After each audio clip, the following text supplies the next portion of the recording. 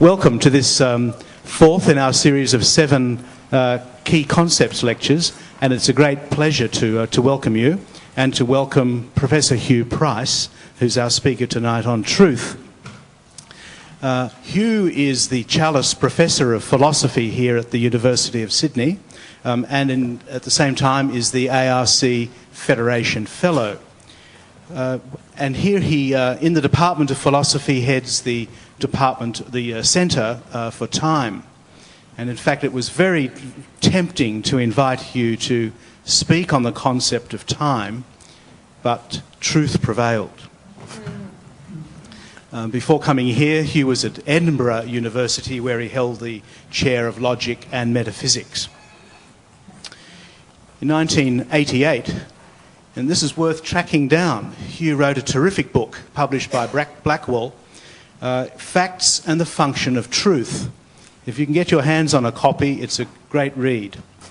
In 1996, he wrote Time's Arrow and Archimedes' Point, and many articles in prestigious journals in philosophy. Huw is a Fellow of the Australian Academy of Humanities and a past President of the Australasian Association of Philosophy. It's a great pleasure, Huw, to welcome you. I ask you to speak to us now. And Huw has kindly agreed to take questions and comments at the end. Thank you.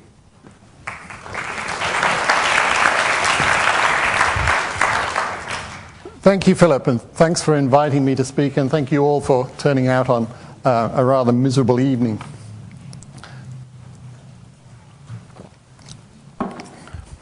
Let's see if this is working. Good. It occurred to me that some of you might be wondering what someone from a Centre for Time is doing talking about truth.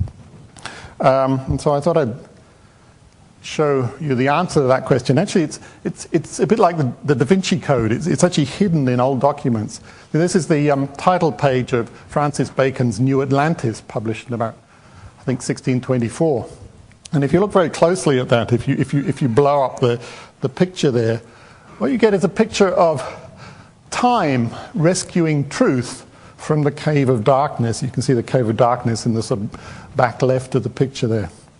In a sense, that's what I'm going to try to do tonight. I'm going to try and rescue truth from a kind of cave of darkness. So, of course, I'm doing it without the advantages of wings and a scythe and an egg timer and that sort of thing. Okay. Now, one of the tricky things about giving a talk on truth, one of the things that's been a tricky thing for the last 400 years or so, is that Francis Bacon himself got there first and sort of came up with an opening line that's rather hard to beat.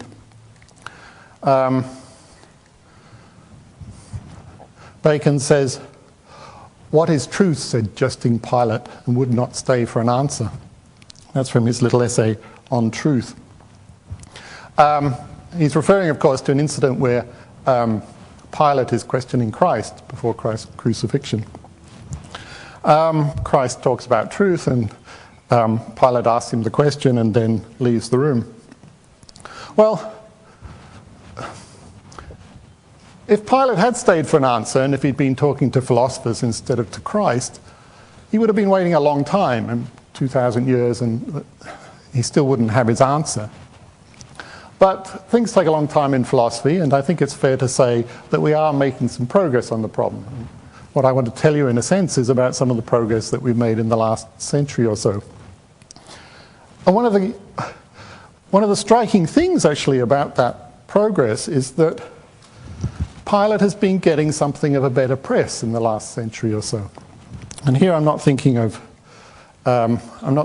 Nietzsche, who actually said of Pilate, he said, "The noble scorn of a Roman before whom the word truth was shamelessly mishandled enriched the New Testament with the only saying in it that has any value. What is truth?" I'm not thinking of that, actually. I'm actually thinking of, well, a good example is this man. This is an Oxford philosopher from the 1950s called J.L. Austin. And he has an article on truth written in 1950, very well known to philosophers, which begins like this. He begins with Bacon's line, "What is truth?" said jesting Pilate, and would not stay for an answer. And then goes on to say that Pilate was in advance of his time.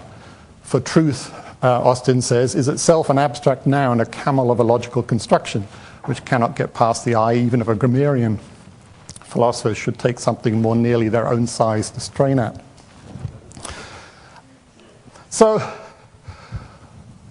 what Austin is suggesting, in effect, is that there's some sense in which what is truth is the wrong question to be asking.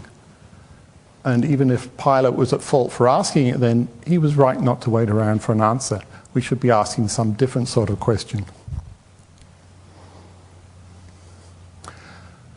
This man is Simon Blackburn, who's professor of philosophy at Cambridge, and who's the author of a number of popular philosophy books, the most recent of which is this one. It's a book published by Penguin last year called Truth, a Guide for the Perplexed.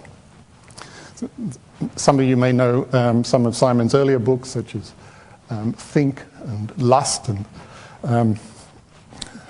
there's another one whose name I forget. In this book, which Blackburn was at one point going to call The Truth Wars, I think, until he discovered that there's another book published by some small religious press in America with the same title. Blackburn's theme is that in contemporary culture there's a great division, what he refers to as the truth wars, which centers on two very different views of truth. And one of the central themes of Blackburn's book is that this disagreement, what Blackburn's calling the truth wars, is in a sense based on a mistake, a kind of philosophical mistake. And that the right thing to do, and this is in a sense Blackburn's peace proposal, is that we should walk away from the conflict. And there's something important that we should see about truth, and once we've seen that, we should feel free to walk away. And in a sense, this is the same kind of idea as J.L. Austin was suggesting in the quote I gave you earlier. So Blackburn says at one point in the book, suppose truth, as it were, is too small to sustain the battle. This is the beginning of the first truce in the truth wars, the first intimation that whichever side we were on, we may have been fighting phantoms. Now, I've got quite a lot of sympathy for this line, but at the same time, I think that Blackburn hasn't quite got it right. So in a sense, I want to agree that we should walk away, but I think there's something very important which Blackburn and many other people miss, which we need to say about truth before we walk away. Okay, but to understand why people do recommend that we should walk away from Pilate's question, from the question, what is truth, we need to understand a little bit about the sort of standard positions, in effect, the battle from which people are recommending that we do walk away. So the next thing I want to give you is a kind of a quick summary of some of the main philosophical positions about truth. And this is really, in a sense, a summary of 2,000 years or so of philosophical discussion about truth. It's helpful to begin by distinguishing two issues. First issue, what kinds of things can be true? We think of truth as some sort of property, but what kinds of things can have that property? Secondly, what does it take for one of these things to be true? Whatever they are, what makes one of them true? So the first kind of question then is, what kinds of things can be true? Of what kinds of things is truth a property? And here there are a number of candidates, and for our purposes it's not going to be important to pick on one of them and say, yes, this is the key one. But I want to give you some sense of what the answers are. So truth might be a property of beliefs, or of assertions, or of claims, or of statements, or of propositions. And roughly speaking, any of these things are things that we can put into sentences of this form. So we can say that the belief that we're in Sydney is true. We can say that the assertion that we're in Sydney is true.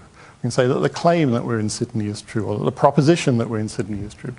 Okay, so all of these things are things that we can ascribe the property of truth to. So in some sense, they're all beliefs, assertions, claims. They're all, in a sense, something to